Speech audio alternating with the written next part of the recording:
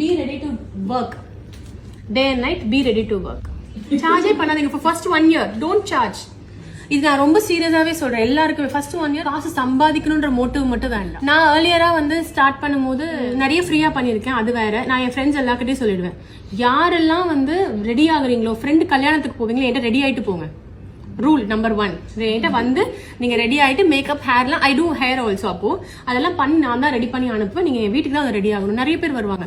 என் friend ஒருத்தி வந்துட்டு கேட்டா, எனக்கு விங்கு போட்டு விடணும். She has a very folded eyes, சின்ன ஐஸ்.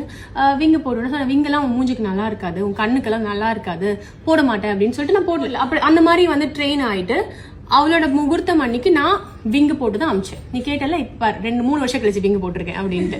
சோ அதெல்லாம் வந்து என்னோட டிரான்ஸ்ஃபர்மேஷன், என்னோட எக்ஸ்பீரியன்ஸ் அது அப்படின்னு சொல்லலாம். இதெல்லாம் வந்து இந்த மாதிரி தான் இருக்கும் உங்களோட growth. ஃப்ரெண்ட்ஸுக்கு யாருக்கு கால் பண்ணாலுமே நான் மேக்கப் கத்துக்கிட்ட புதுசுல யாருக்காவது கால் பண்ணா, இன்னைக்கு முடி வேணுமா மூஞ்சி வேணுமா அப்படின்னு கேட்பாங்க. இல்ல இன்னைக்கு முடி நாளைக்கு மூஞ்சி, நம்ம அப்படி பிரிச்சுக்கலாம் அப்படின்னு சொல்லிட்டு. ஐ ஆல்சோ ஸ்டில் ரிமெம்பர், என்னோட ஒரே ஒரு ஃப்ரெண்டு, ஒரு பொண்ணுக்கு இந்த இடத்துல விங் லைனர் போட்டு போட்டு அழிச்சு போட்டு இந்த பிங்க் ஆகி அந்த இடத்துல ஒரு பம்ப் வர அளவுக்கு நான் வேலை பார்த்திருக்கேன். சோ அந்த அளவுக்கு எனக்கு ஃபேஸ் கொடுத்துருக்காங்க. And I didn't charge a single rupee for her முகூர்த்தம் அண்ட் ரிசப்ஷன்.